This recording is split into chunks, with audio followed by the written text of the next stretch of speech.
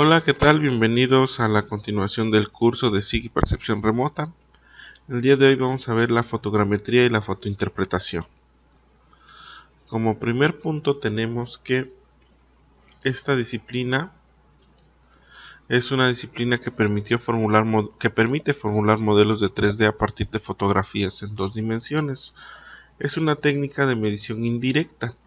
La fotogrametría se apoya fundamentalmente en las relaciones matemáticas de la geometría y proyectiva de la visión estereoscópica. Es decir, a fuerza tenemos que tener un par de fotografías con un desliz pequeño para poder generar de ahí las mediciones. Casi toda la cartografía relevada en el mundo ha sido generada a partir de la fotogrametría.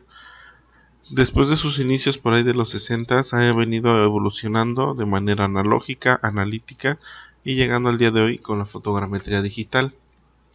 Según la American Society for Photogrammetry and Remote Sensing, la fotogrametría puede definirse como el arte, ciencia y tecnología cuyo fin es el objeto de obtener información cuantitativa fiable relativa a los objetos físicos y su entorno, mediante procesos de registro, medida e interpretación de imágenes fotográficas. Este sería el avance de la fotogrametría, empezando por ahí de 1850.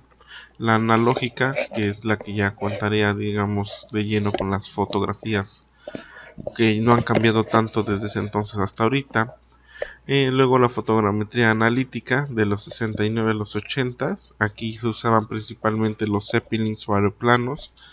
Y la del 80 al 2000, 2010, que podría ser la iniciada por los satélites y podría considerarse una nueva era de la fotografía digital. En cambio, cambiando el vehículo en el que se transporta la cámara del 2010 a la fecha, donde ya se usan imágenes de drones. Bueno, vamos a tener que la fotogrametría puede hacerse tanto terrestre como aérea o submarina y puede ser analógica o analítica. Analógica se basa en la utilización de aparatos de restitución ópticos o mecánicos donde el operador realiza la alineación de las imágenes para crear un modelo estereoscópio debido al diferente nivel, al nivelado y al escalado de las fotografías. Por otro lado, la confección de los mapas con información planialtimétrica se realizaba en el principio de la marca flotante o graficadoras basadas en este principio. Así era como se construían los primeros mapas a partir de esta visión. La fotogrametría analítica, con la utilización de los restituidores analógicos y la incorporación de las computadoras, se da inicio a la fotogrametría analítica y se crea el restituidor analítico agilizando los tiempos y logrando niveles de detalle a diferentes escalas. Entonces, esta hoy en día todavía está funcionando, todavía hay bastantes usuarios y bastante generadores de información de esta técnica.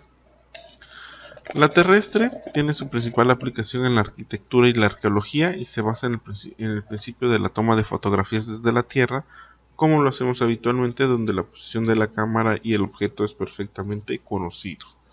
Aquí tenemos unos ejemplos de este tipo de fotogrametría.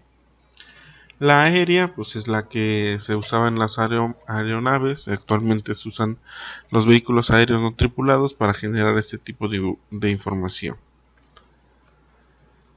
El problema de la fotogrametría es que la parte de la toma de la fotografía, si no es bajo un estándar, podríamos generar falsas mediciones o falsas coincidencias.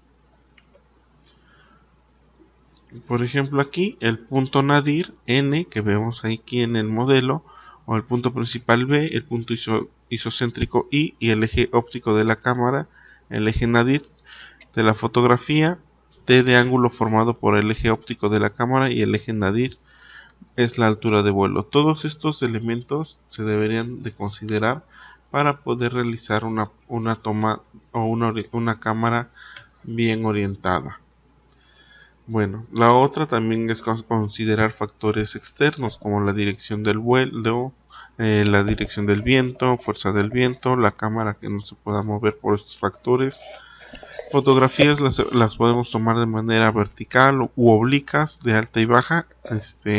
Vertical generalmente es para realizar mapas, oblicuas es para tener profundidad. Bueno, entonces aquí tendríamos vertical inclinada o muy inclinada. No recomendamos mucho la muy inclinada porque logramos captar el horizonte, y el horizonte nos mete mucho más ruido a la hora de buscar pares estereoscópicos. Anteriormente se usaban unos espejos estereoscópicos. Aquí estaban los lentes oculares. Más o menos esta era la representación de cómo funcionaban las fotos, y ya las fotografías aéreas uno las iba acercando, alejando, hasta poder observar la dimensión en 3D. Se hacía algo así con estas fotografías. Tenía línea de vuelo y sobre esta se acomodaban las imágenes. Bueno, entonces la representación de la proyección central y la proyección ortogonal sobre un plano era lo que se lograba al estar funcionando estas imágenes de manera manual para poderlo ver en el par estereoscopio. La fotogrametría digital vino a cambiar un poco esto y agilizar los tiempos.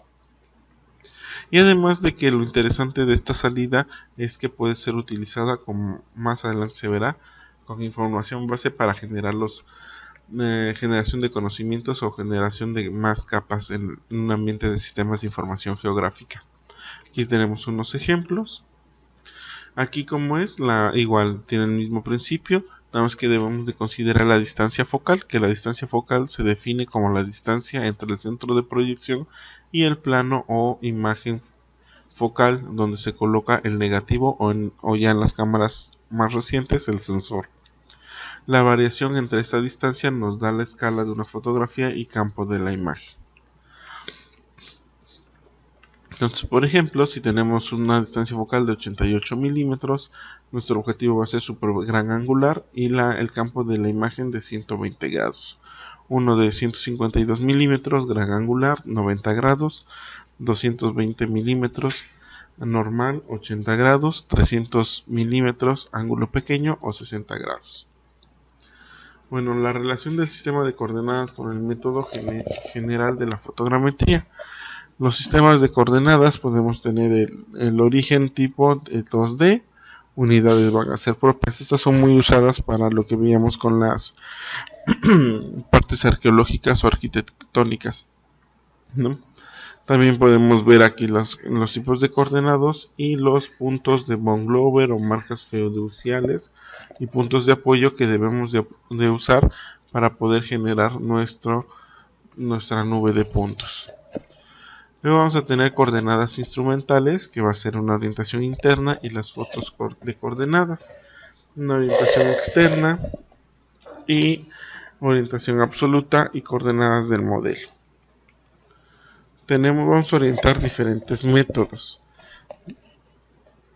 Métodos directos, que es una orientación directa de la cámara, o indirectos, que son de apoyo continuo, aerotriangulación o por medio del ISO de la imagen. Los errores que afectan las medidas, el punto principal es que no coincide con el centro fiducial.